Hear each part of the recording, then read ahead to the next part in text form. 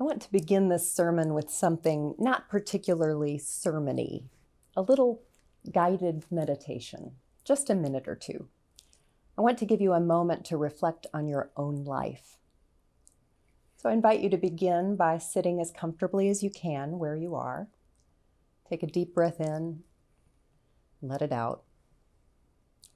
And then if you feel safe doing so, close your eyes, or if you'd rather, choose a point in front of you to look at. Soften your gaze as you look. I invite you to imagine your life like a path through the woods. Like any forest path, this path has twists and turns. It has level places that are easy to walk, and also steep climbs that leave you breathless.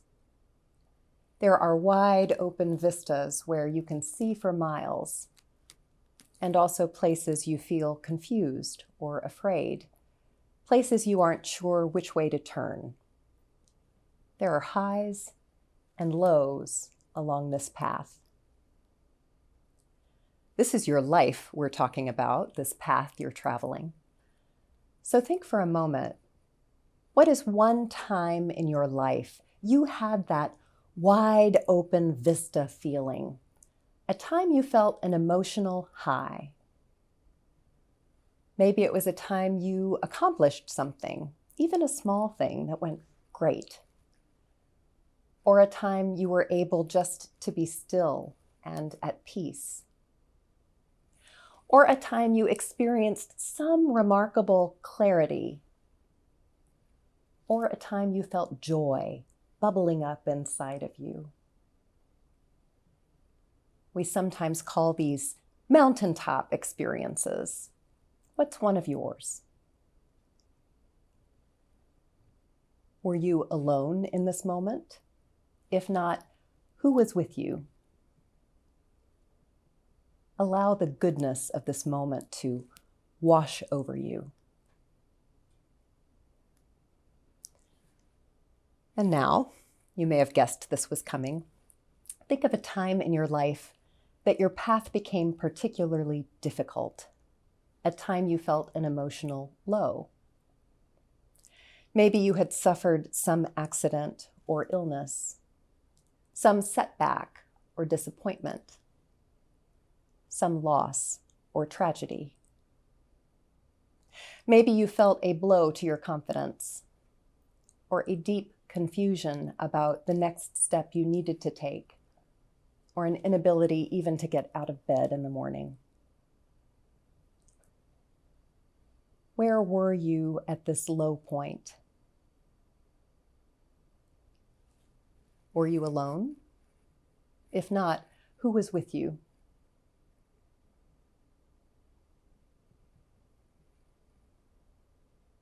If your eyes are closed, I invite you to open them now. Take a deep breath in and let it out. We'll come back to your own journey in a bit, but now let's think about Jesus's journey. Today we reach a turning point in the Gospel according to Mark. Up until now, Jesus has been ministering in the northeastern part of Israel. He's been healing and teaching, stilling storms and feeding thousands, confronting authorities and raising up disciples. All the while, people have been asking, who is he? For the first half of the gospel, the identity of Jesus has been obscured, even intentionally. Now, he's ready to talk about it. Before they ascend the mountain we read about today, Jesus asks his disciples, "Who do people say that I am?" But what he's really interested in is who the disciples say he is. Peter is the one to speak up. "You are the Christ," he says. Now, Peter is right and also not right. The word Christ means Messiah, and it indicates Jesus as God's anointed one, the one in whom God's power and purposes will be made known. So far, so good. But like most Jews, Peter must have had some clear expectations for God's Messiah. Specifically, he would have imagined the Christ to be strong and powerful in traditional ways. The Messiah was meant to provide leadership and protection to God's people, to restore the kingdom of David. So when Jesus goes on to say that the Messiah must suffer and be rejected and be killed and finally rise, Peter doesn't just object. He takes hold of Jesus, scolds him, and begins to correct him. He's objecting intellectually to the idea that God's Messiah would suffer and die. He's also objecting emotionally to the thought of this agony for his friend.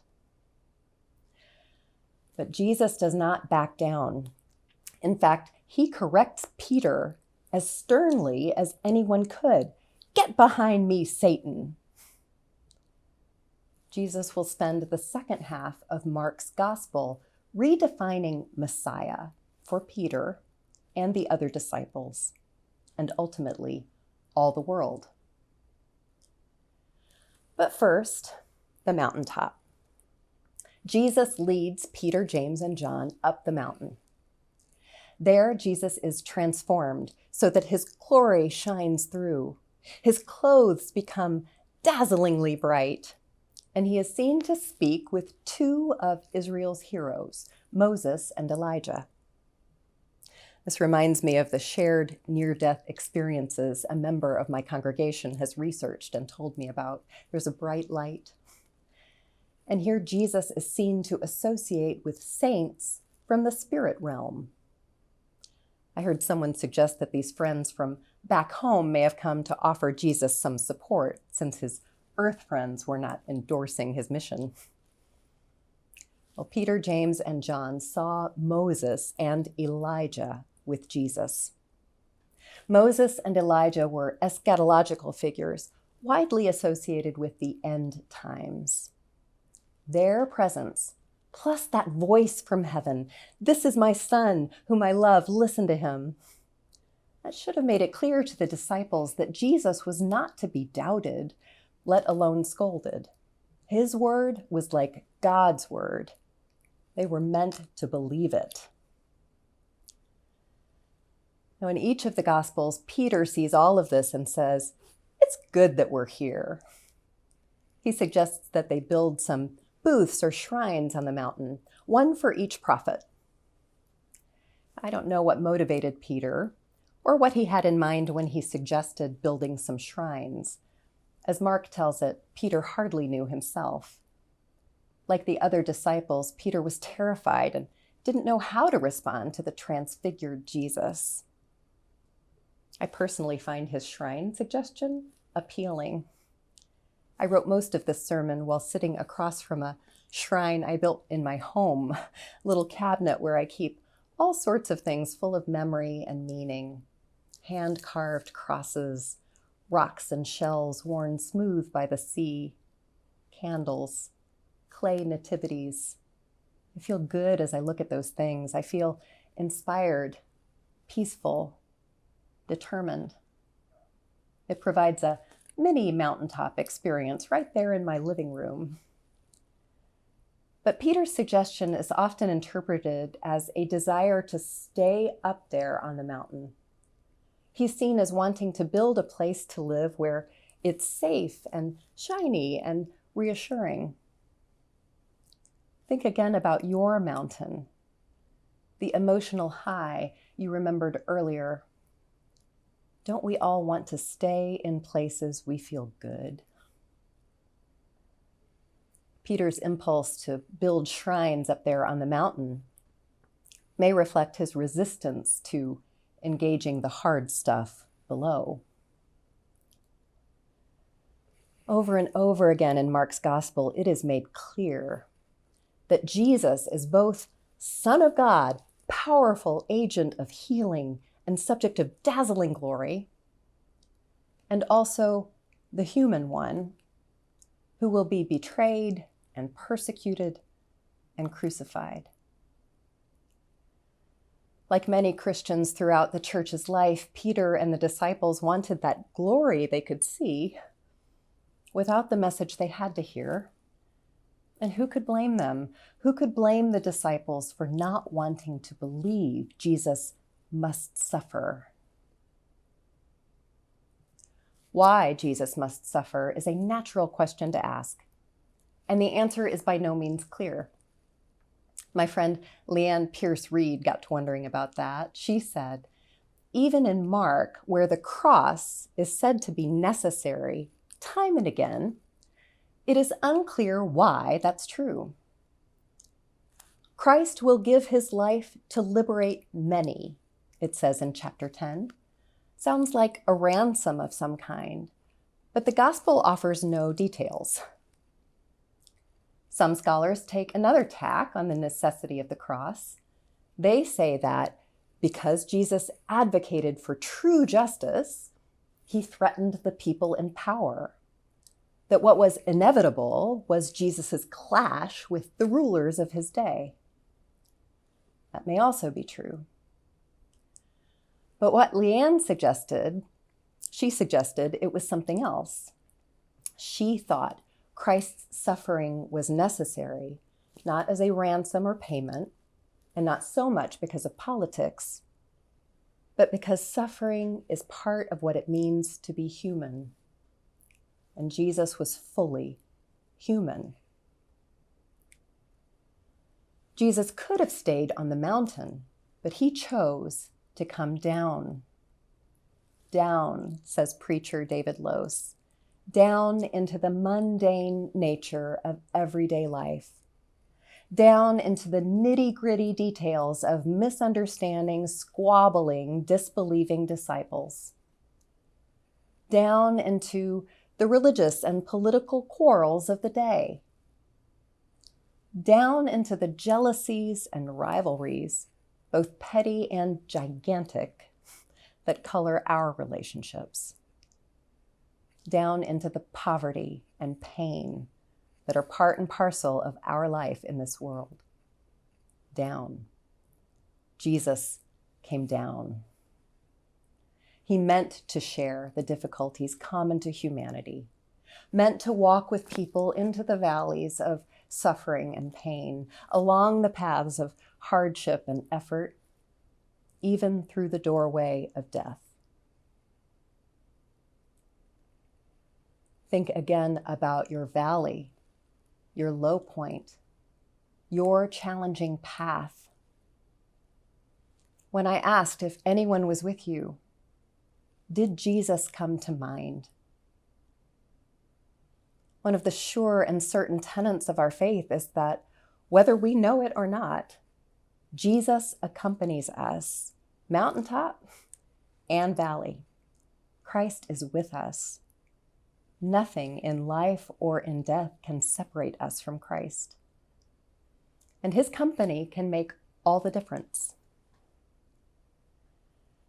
Bear with me as I tell you a story I got to remembering. A story I heard a number of years ago, right after an earthquake in Haiti, the worst earthquake, a truly devastating one. There was a young man named Joseph, whose parents both died in the quake.